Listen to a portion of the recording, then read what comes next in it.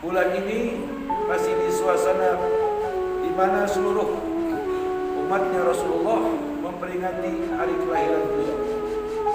Dari mulai tingkat desa sampai tingkat istana. Peringatan Maulid adalah sesuatu yang harus dan senantiasa diingat. Dan kudu ada yang memberikan dan kudu ada yang mengingatkan serta ada yang diingatkan.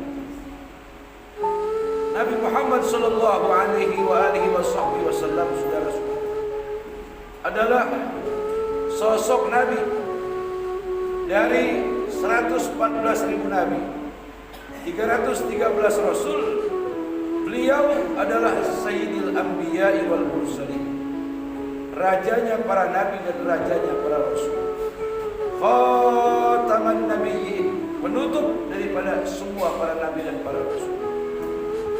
Keberadaan beliau di atas muka bumi sebagaimana Allah Subhanahu wa taala nyatakan, "Wa ma arsalnaka illa rahmatan lil alamin."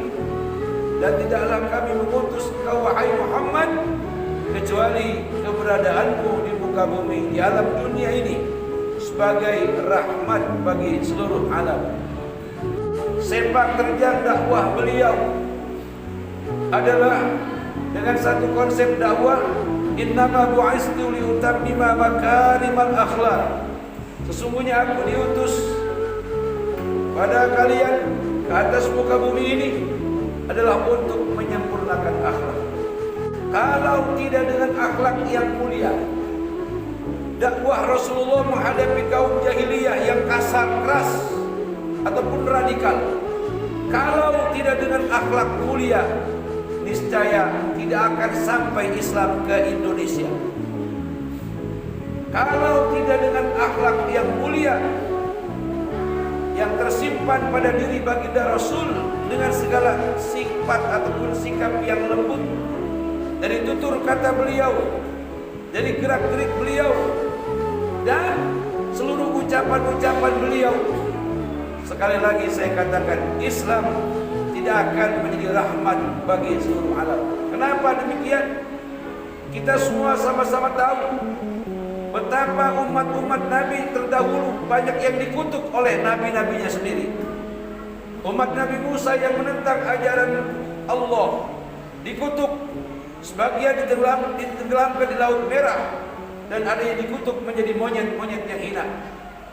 Umat Nabi Nuh yang menentang ajaran Allah, menentang dakwah Nabi Nuh, ditenggelamkan dengan banjir bah yang maha dahsyat. Kemudian Nabi Lut, kaumnya yang LGBT, laki-laki senang kepada laki-laki, perempuan senang kepada perempuan, alias lesbian dan homoseksual, menentang nasihat Nabi Lut, menentang daripada syariat agama yang dibawa oleh Nabi Lut. Kemudian mereka semua dihujani batu dari langit, dan sebagian mereka ditenggelamkan di laut mati. Masih banyak contoh-contoh saudara-saudara, umat-umat Nabi dan Rasul di zaman sebelum Nabi Muhammad, mereka yang menentang, hari itu pula azab diturunkan. Tapi saudara-saudara, kita lihat dengan seksama betapa tidak sedikitnya umat Nabi Muhammad yang menentang ajarannya. Saudara, salat Jumat dibandingkan dengan salat Idul Fitri, orang yang melaksanakan salat Idul Fitri jauh lebih banyak ketimbang salatul Jumat. Itu sudah merupakan suatu penggeseran nilai bahwa sesungguhnya salat Jumat yang dibandingkan dengan salat Idul Fitri adalah salat Jumat fardu ainiyah yang tidak bisa ditawar-tawar lagi. Adapun salat Idul Fitri adalah sunnah. Inilah saudara-saudara. Belum lagi banyak di antara orang-orang yang di sekitar kita, mungkin istri kita, anak kita, menantu kita, ataupun ponakan-ponakan kita, ataupun orang-orang yang ada di sekitar kita. Mereka yang melakukan sholat 5 waktu semau hati mereka, tidak konsekuen, tidak istiqomah. Bahkan ada yang ragu sama sekali akan kekuasaan Allah. Bahkan ada yang ragu tentang ajaran Nabi Muhammad. Pertanyaannya, apakah mereka hari ini dikutuk oleh Allah? Apakah mereka disumpahi oleh Rasulullah? Tidak, saudara-saudara. Yang lebih dahsyat daripada itu, yang menentang ajaran Nabi, yang mereka menjadi pendakwah-pendakwah yang mencaci maki sesama umat manusia, sesama ulama. Mereka-mereka yang menjadi pendakwah yang mengaku pengikut setia Nabi Muhammad, tapi kerjaan mereka menghasut, memberitakan berita hoak, pemberitaan yang dusta, menjadi dajjal-dajjal di tengah ketenangan bangsa, di tengah ketenangan umat. Lalu apakah mereka yang berdusta atas nama Nabi? Mereka diazab, mereka dikutuk.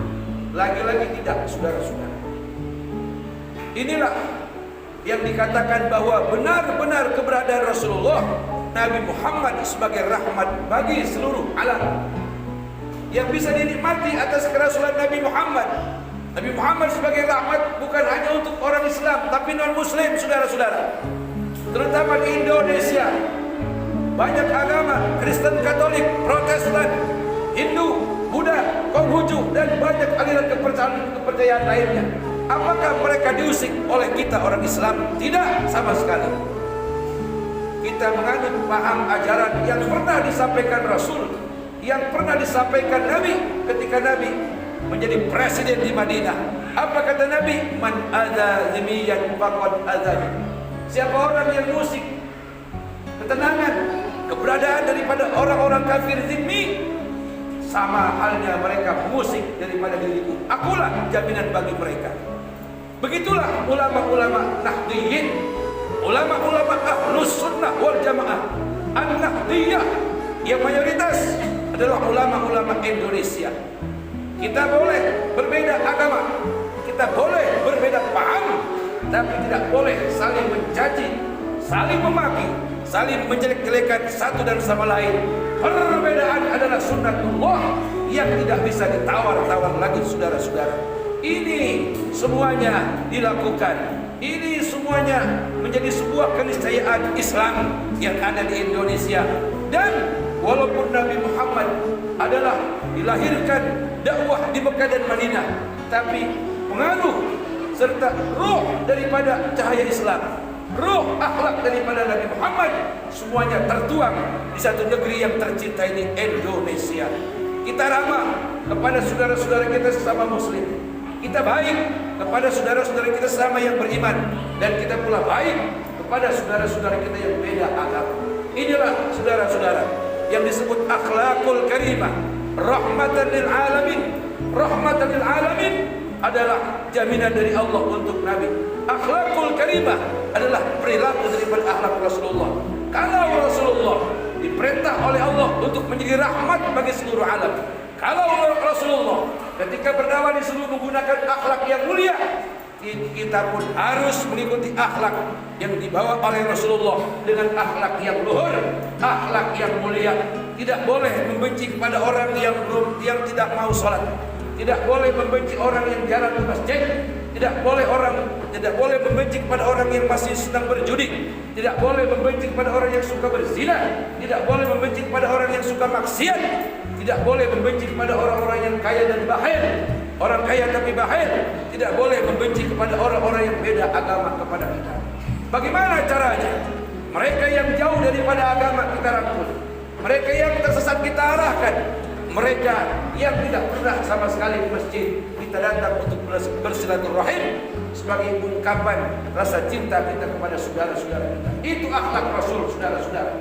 Kita semua tahu betapa jahatnya Yahudi, tetangga Rasulullah. Ketika Rasulullah meliwat di depan rumahnya, beliau bukan ditanya mau kemana ya Rasul, atau dari mana ya Rasul, tapi ludah yang menempel di muka beliau. Berkali-kali itu terjadi. Tapi saudara, ketika Rasul mendengar si bulan yang setiap hari meludahi muka Nabi, dia sakit, Rasul paling pertama, Nabi Muhammad paling pertama datang menjenguk, membawakan makanan ataupun oleh-oleh kepada si kafir Yahudi tadi. Apa yang terjadi? Si kafir Yahudi tobat kepada Allah, sadar bahwa orang yang setiap hari dia ludahi adalah orang yang mulia, orang yang tidak gampang marah, orang yang memaafkan segala kesalahan. Hari itu juga ketika Rasul menjenguk, dia menangis terseduh-seduh. Bahkan dia berkata, ya Muhammad, seluruh sahabat karibku, orang-orang yang terdekatku, ketika aku sakit belum ada yang datang menjengukku, tapi engkau yang setiap hari aku ludahi mukamu, engkau engkau yang paling pertama datang, saksikan ya Muhammad, asyhadu an la ilaha illallah wa asyhadu anna Muhammadar Rasulullah. Ini saudara-saudara, Maulid harus terus kita ingat. Harus terus kita ingat karena begitu mulia dan agung akhlak Rasulullah sallallahu alaihi wa alihi wasallam.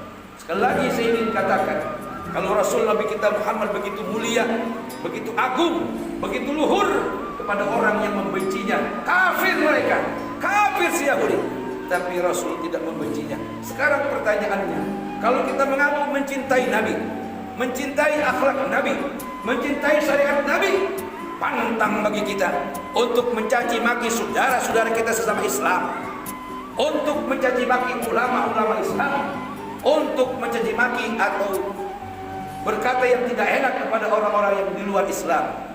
Kepada yang di luar Islam saja kita tidak boleh mencaci maki. Apakah boleh kita mencaci maki orang-orang yang berbeda paham, yang berbeda aliran politik sesama Islam? Tentu itu diharamkan saudara-saudara oleh Allah. Bahkan Rasulullah juga tidak akan memberikan ridho kepada kita semua. Inilah saudara-saudara sebagai pengingat daripada di mana ini bulan, walaupun sudah Rabiul Tsani, tapi itulah agungnya Maulid sampai datang bulan Rajab baru selesai peringatan Maulid. Karena apa itu semua kita lakukan? Demi mencontoh daripada akhlak-akhlak Rasul. Maulid demi Maulid, bahkan puluhan kali Maulid, bahkan ratusan kali kita merayakan Maulid. Niscaya semestinya seyogianya harus ada menempel sebagian kecil daripada akhlak Rasulullah, perilaku Rasulullah, budi pekerti Rasulullah di dalam diri kita. Inilah saudara-saudara yang Allah nyatakan dalam firman-Nya, laqad kana lakum fi rasulillahi uswatun hasanah liman kana yarjullaha wal yawmal akhir wa dzakarallaha katsiran. Sungguh telah ada suri tauladan akhlak yang terpuji, akhlakul karimah yang tersimpan, yang ada pada diri, badan, ruh dan jasadnya Rasulullah sallallahu alaihi wa alihi wasallam. Laqad kana lakum fi rasulillahi uswatun hasanah liman kana yarjullaha wal yawmal akhir. Akan mentauladani, akan mengikuti, akan mencontoh orang-orang yang ingin berjumpa kepada Allah, mencontoh akhlak Nabi dari ujung kaki sampai ujung rambut. Kalau tidak bisa semuanya, setengahnya akhlak Rasul. Kalau tidak bisa setengahnya, sebagian kecil daripada akhlak Rasulullah sallallahu alaihi wa alihi wasallam. Itu semestinya saudara-saudara yang harus kita ikuti, yang harus kita tauladani. Liman kana yarjullaha wal yawmal akhir, bagi orang yang ingin mengadakan perjumpaan kepada Allah dengan hati yang selamat, dengan hati yang ridha dan diridhai. Wa dzakarullaha katsiran, dan orang-orang yang senantiasa ingat banyak-banyak pada Allah Subhanahu wa taala. Ingatan Maulid harus senantiasa kita ingat. Mengingat siapa? Rasul yang mulia. Apa gunanya kita mengingat? Agar akhlak kita tidak keluar daripada akhlak mengikuti akhlaknya Rasulullah. Yang kedua, harus ada yang mengingatkan. Siapa? Masing-masing kita. Ingatkan kepada anak-anak kita, istri-istri kita tentang bagaimana akhlak luhurnya mulia Rasulullah. Kemudian harus ada yang diingatkan. Siapa kita? Kita orang-orang yang mengaku ahlus sunnah wal jamaah, Nahdlatul Ulama. Inilah kelompok yang mengagung-agungkan peringatan Maulid. Selain itu menolak, bahkan mengkafirkan, bahkan mengatakan musyrik, bahkan mengatakan bid'ah, dhalalah. Jangan ikuti mereka saudara-saudara. Kita kalau ingin selamat, ikuti Islam ahlus sunnah wal jamaah, an-nahdiyah alias Nahdlatul Ulama. Kenapa? Karena mereka lah satu organisasi yang diridhai oleh Rasulullah sallallahu alaihi wasallam. Kenapa? Karena mereka satu organisasi yang pendirinya Kiai Hasyim Asy'ari adalah orang-orang yang mengajarkan cinta bangsa, cinta negara, cinta tanah air, dan senantiasa tidak boleh mencaci, memaki, menghina atau menistakan sesama agama atau di luar agama.